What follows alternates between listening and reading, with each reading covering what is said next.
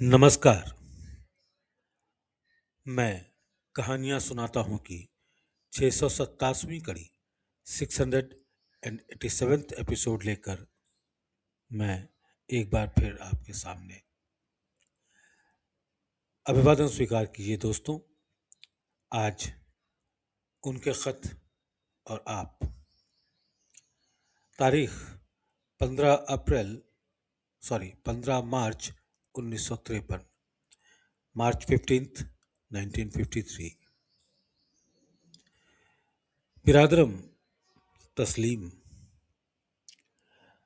चिट्ठी मिल गई और कुकरा से जो लिफाफा भेजा था वो कल मिला।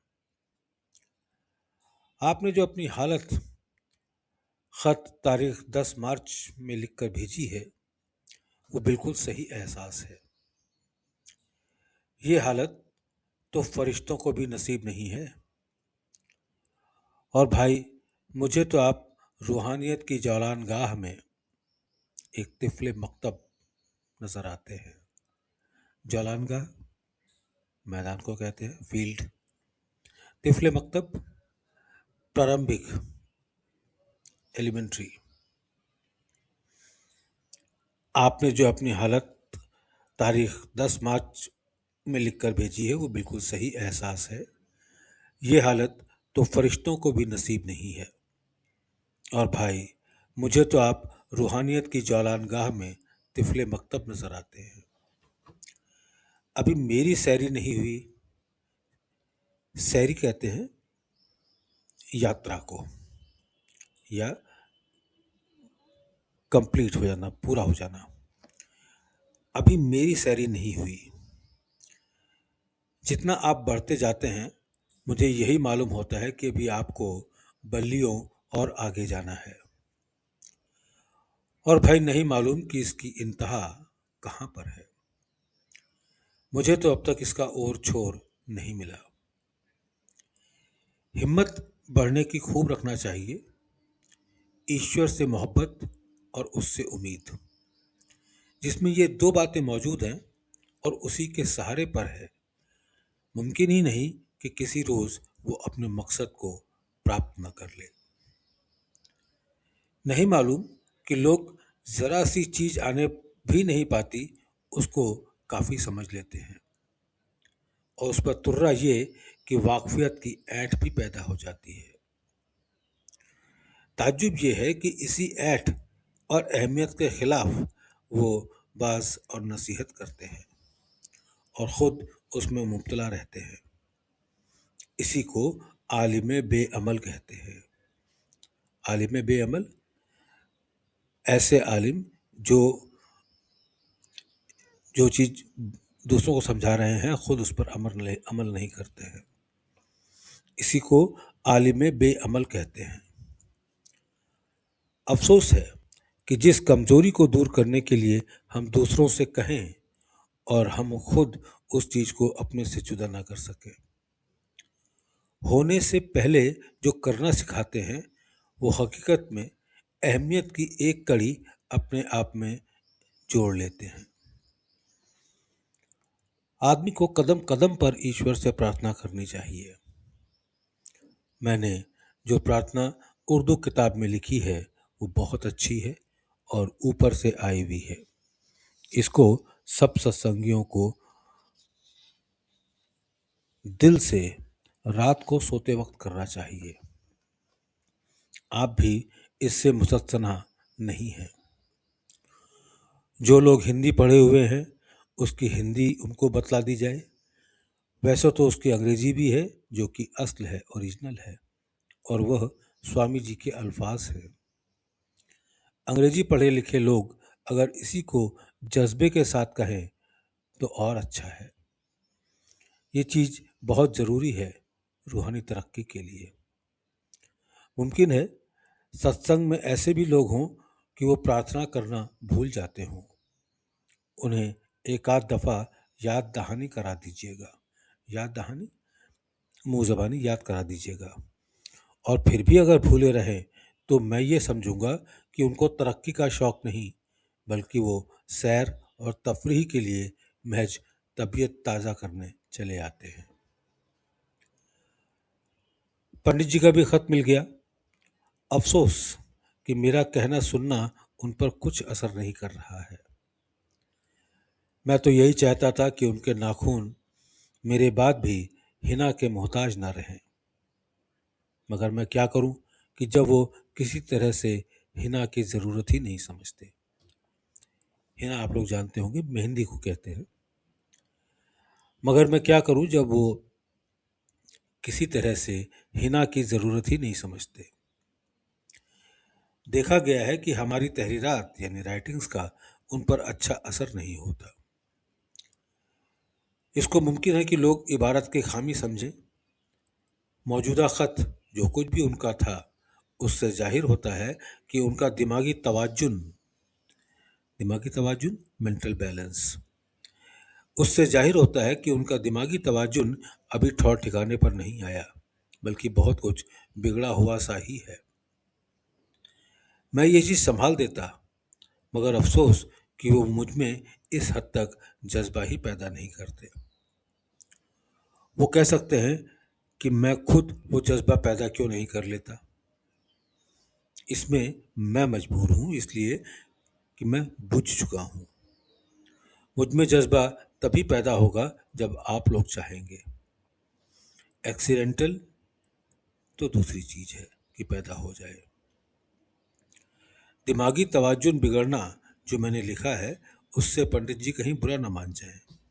इससे मेरा कोई ख़राब मतलब नहीं है, बल्कि इसका मफहूम यानी आशय वेल बैलेंस्ड से है। इस खत में पूरे तौर से अहंकार की बू मौजूद है, और वो इस लाइट में कि अपने आप को उन्होंने हर नुक्स से बरी समझा है और उनका इसमें कोई कसूर भी नहीं, इसलिए कि अपने मुंह की बदबू इंसान को अपनी नाक में नहीं आती। उनसे फिर कह दीजिए कि मेहनत करें, आराम जितना ज़रूरी है ज़रूर करें, और सुस्ती दिमागी जो रूहानियत में हर एक काम में फितूर पैदा करती है, उससे बाज रहें। ऐसे मौके बार बार नहीं आते, और ना ये ज़रूरी है कि यही वक्त हमेशा रहे। कहने को तो मैं उनसे बहुत कुछ कहता रहता हूँ और कह चुका हूँ, मगर अफसोस ये कि मेरी आवाज़ बारगाहे आली तक नहीं पहुँचती। बारगाहे आली यानी दिल तक। कहने को तो मैं उनसे बहुत कुछ कह चुका हूँ और कहता रहता हूँ, मगर अफसोस कि मेरी आवाज़ बारगाहे आली तक नहीं पहुँची। मुमकिन है कि उनको ये ख्याल पैदा हो गया हो कि इनिशिएशन हो चुका है, अब तो जुमला जिम्मेदारी यानी पूरी जिम्मेदारी मेरी ही है। इस चीज़ को मुझे महसूस करना चाहिए, न कि उनको। और मुझे इसी वजह से ख़त को पढ़कर कदर तकलीफ भी हुई, और अफसोस तो बहुत ज़्यादा। मैंने जो अमल सफाई का उन्हें बतलाया था, उन्होंने किया। तबीयत से 4-6 रोज़, वो भी एक नई चीज़ समझकर। अब बेगार करने लगे हैं। हो सकता है कि कभी लेटे ही लेटे थोड़ी देर कर लिया हो और फिर ऊँघ गए हों। और ध्यान की पाबंदी जो सुबह और शाम मैंने 1-1 घंटा रखी है, वो तो भला क्या ही करते होंगे। मैं समझता हूँ कि गुसलखाने से निकलकर, गुसलखाना कहते हैं वॉशरूम को, मैं समझता हूँ कि गुसलखाने से निकलकर चंद बार गायत्री ही पढ़ लेते होंगे, और अगर स्पीच देने खड़े हों तो वो यही कहेंगे कि मनु और शत्रुपा ने 300 वर्ष पानी का बुलबुला खाकर रहे और 700 साल हवा खाकर रहे, ईश्वर को पाने के लिए। और खुद क्या करते हैं, ये उनके सोचने की बात है। लोग तो बहुत आसानी से ये कह देंगे कि मैंने अपने आप को रामचंद्र के ऊपर छोड़ दिया है, मगर वाकई तौर पर किसी ने छोड़ा भी है? मैंने छोड़ने के मायने अब तक यही समझे हैं कि किसी के हाथ में अपने आप को बिल्कुल दे देना और ख़ुद उसकी याद और ध्यान में परेशान, बेकरार और दीवानावार फिरना। इसकी मिसाल मीराबाई है। ऐसा करके तो कोई देखे, तब देखे कि उसको क्या नहीं मिल जाता।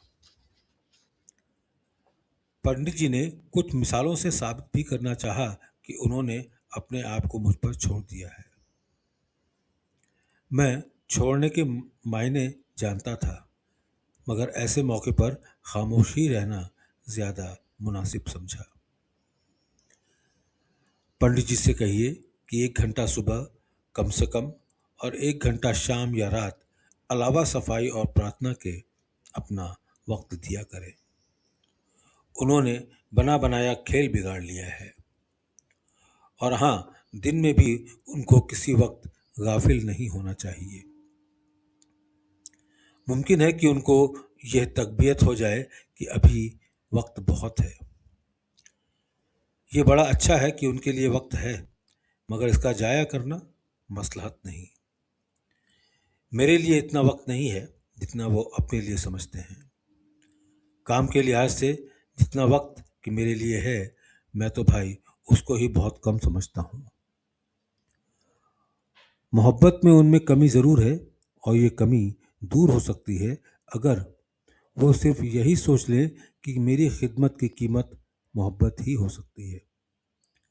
मगर भाई, उन्हें इतना सोचने का मौका कहाँ, और वो सोचने ही क्यों लगे, क्योंकि उनकी समझ के मुताबिक गरज तो मेरी ही है।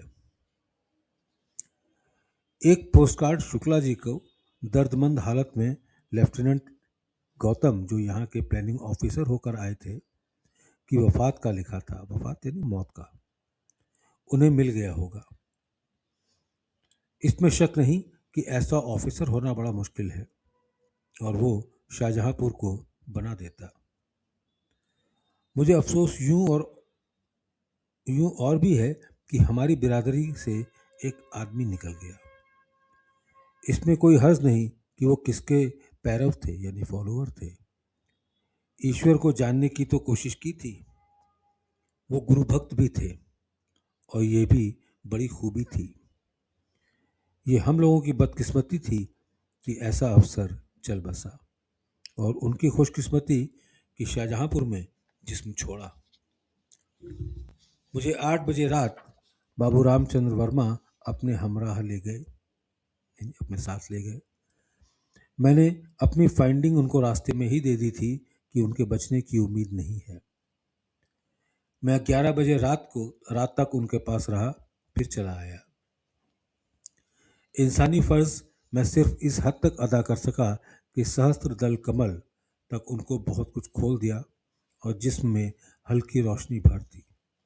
इससे आगे मुझको स्वामी जी महाराज ने इजाज़त नहीं दी, बल्कि ये कहा, और ये रास्ते में ही कह दिया, कि तुम्हारी ज़िंदगी उनसे कहीं ज़्यादा कीमती है। जिसका मतलब अब समझ में आया, वो ये कि वो कॉलरा का केस था और जिस्म में बहुत जहर फैल चुका था। मैं चूंकि हैजे का मरीज रह चुका हूँ, और किसी कॉलरा के केस को मैं अटेंड करूँ तो मुझ में कॉलरा के सिम्टम्स डेवलप होने लगते हैं। और मुझे एक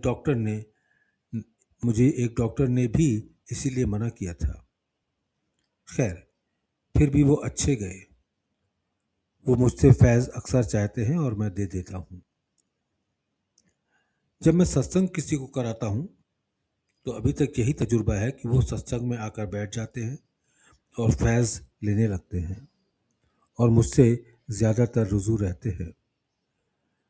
जब मुझे उनकी ख़राब हालत का पता चला तो सबसे पहले मैंने ही दरियाफ्त किया कि उनके गुरु महाराज को इतला दी या नहीं। मगर लोगों की गलती थी कि उन्होंने ऐसा नहीं किया। गौतम के इंतकाल की जब उनको खबर मिली तो उन्होंने ये कहा कि मैं जानता था कि ये नहीं रहेंगे, इसलिए मैंने उनको संन्यास नहीं दिया, जैसे कि उनकी आरजू थी। उन्होंने इसको ज़्यादा नहीं सोचा। अगर वो सोचते तो ज़रूर है कि उनकी ज़िंदगी में ही ऐसे गुरु भक्त जैसा कि गौतम थे लिबरेशन की हालत में ले आते। मुमकिन है कि अब भी मकसद वही निकल आए, मगर वक्त ज़रूर इतना ख़राब जा रहा है। उन्होंने गुरु महाराज का ये फ़र्ज़ कि जल्दी से जल्दी उनकी गति करा दे। उनके गुरु महाराज का ये फर्ज है कि जल्दी से जल्दी उनकी गति करा दें। अगर मैं इंसानी फर्ज समझकर इसकी सिफारिश भी करूं, उनके गुरु महाराज को लिखूं, तो वो मेरे कहने पर क्यों अमल करने लगे? क्योंकि एक छोटे आदमी का कहना मुमकिन है कि उनको पसंद ना आवे। मैंने गौतम की सोल से भी कहा कि अपने गुरु महाराज से रुजू हों, ताकि वो उनके संस्कार चलाकर उन्हें ब्राइटर वर्ल्ड में भेज दें। अब उन्होंने जवाब दिया है, उसको मैं लिखना नहीं चाहता। वो रुजू मुझसे ही हो रहे हैं और मेरा भी कोई एतबार नहीं कि कब और किस वक्त गुरु महाराज की शक्ति उनकी अवधि निजात का जरिया बन जाए। अवधि निजात मीन्स परमानेंट लिबरेशन का जरिया बन जाए। ये सब आपकी मर्जी पर ही मुनासिर है। हमारे लाला जी को जिस रोज तरस आ गया, एक पल में वो ब्राइटर वर्ल्ड में जा सकेंगे। बच्चों को दुआ गो रामचंद्र।